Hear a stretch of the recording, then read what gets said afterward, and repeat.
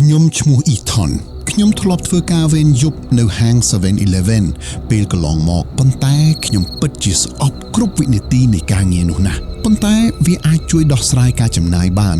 ខណៈពេលដែលខ្ញុំកំពុងរៀននៅមហាវិទ្យាល័យដូច្នេះខ្ញុំគិតថាខ្ញុំនឹងស៊ូទ្រាំធ្វើវាបន្តិចទៀតយ៉ាងណាមិញយប់ភាគច្រើនមានភាពស្ងាត់ជ្រងំខ្លាំងដោយមានតែសំឡេងភ្លើងអគ្គិសនីរអ៊ូសំឡេងម៉ាស៊ីនត្រជាក់និងច្រកផ្លូវហាងដែលទទេស្អាតយូរម្ដងមានមនុស្សស្រវឹងម្នាក់ចូលមកទិញដំឡូងបារាំងបំពងវាជាយប់ថ្ងៃសុក្រការងារវេនយប់ដំណើរការដូចធម្មតាហើយខ្ញុំកំពុងមើលរឿងភាគពេលនោះម៉ោង 2:13 នាទីទៀបភ្លឺខ្ញុំដឹងច្បាស់ព្រោះខ្ញុំចាំបានថាខ្ញុំបានពិនិត្យមើលទូរស័ព្ទរបស់ខ្ញុំភ្លាមមុនពេលសំឡេងកណ្ដឹងទ្វារបន្លឺឡើងសំឡេងកណ្ដឹងនៅពីលើទ្វារបានបន្លឺឡើង2 ដងបុរស2នាក់បានដើរចូលមកប៉ុន្តែអ្នកអាចមានអារម្មណ៍ភ្លាមអំពីភាពតានតឹងរវាងពួកគេទាំងពីរមានអ្វីមួយមិនប្រក្រតីជាមួយពួកគេបុរសទី1មានអាការៈញ័រស្គមស្កាំងខ្លាំងហើយតែងតែងាកមើលក្រោយខ្នងដូចជាមាននរណាម្នាក់កំពុងតាមពីក្រោយគាត់បុរសទី2មានកម្ពស់ខ្ពស់ស្រឡះ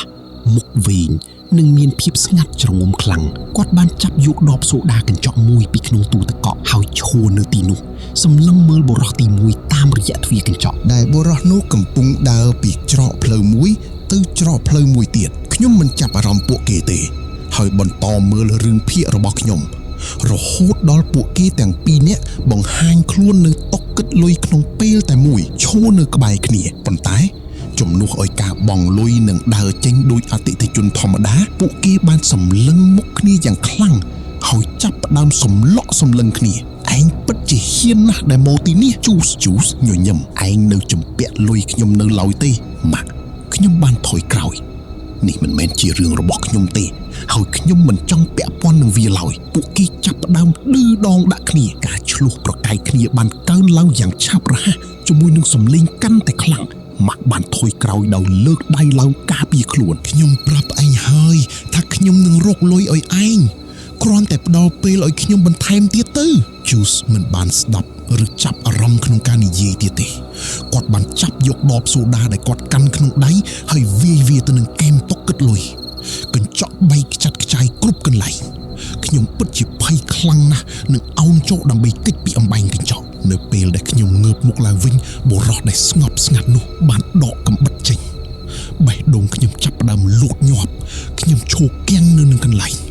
បុរសមាសធំនោះក្តាប់កាំបិតយ៉ាងណែនហើយចាក់វាចូលទៅចន្លោះឆ្អឹងជំនីរបស់បុរសស្គមស្គាំងនោះគាត់ចាក់បុរសស្គមស្គាំងនោះម្ដងហើយម្ដងទៀតរហូតដល់បុរសនោះដួលទៅលើធ្នាដាក់ទំនិញជាមួយនឹងកញ្ចប់ដំឡូងបារាំងបំពងធ្លាក់ចុះមកជុំវិញខ្លួន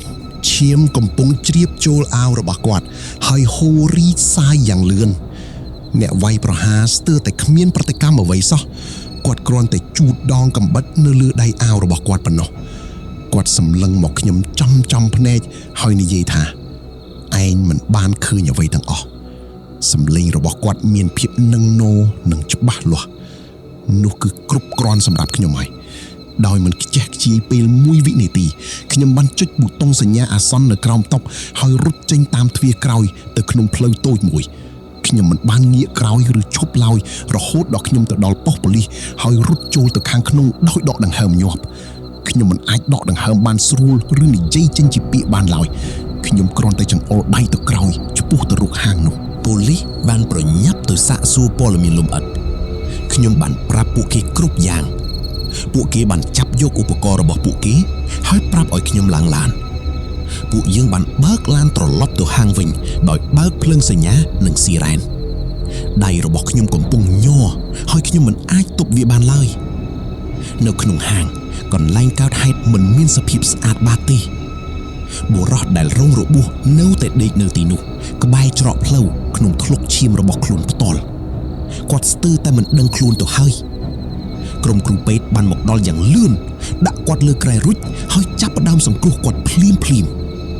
ហាងមានសភាពរញ៉េរញ៉ៃជាមួយកញ្ចក់បែកបាក់ទំនិញដួលរណោករណាល់និងឈាមប្រឡាក់ពេញកម្រាលឥដ្ឋ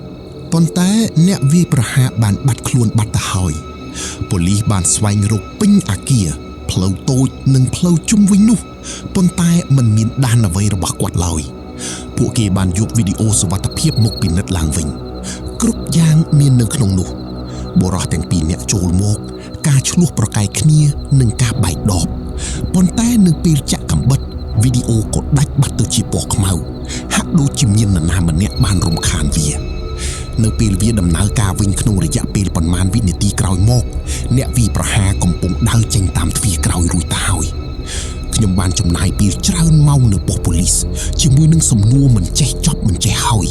ដោយរៀបរាប់គ្រប់វិនាទីនៃអ្វីដែលខ្ញុំបានឃើញនិងព័ត៌មានពីអ្នកវាយប្រហារពួកគេបានកត់ត្រាគ្រប់យ៉ាងយកការបំភ្លឺពីខ្ញុំហើយប្រាប់ខ្ញុំថាខ្ញុំបានធ្វើរឿងត្រឹមត្រូវហើយដោយរត់និងហៅជំនួយ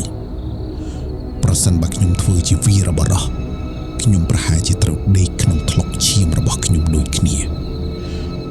ប៉ុន្តែវាហាក់ដូចជាមិនត្រឹមត្រូវទេវាហាក់ដូចជាខ្ញុំបានបោះបង់ចោលនរណាម្នាក់នៅពេលដែលខ្ញុំអាចធ្វើបានច្រើនជាងនេះ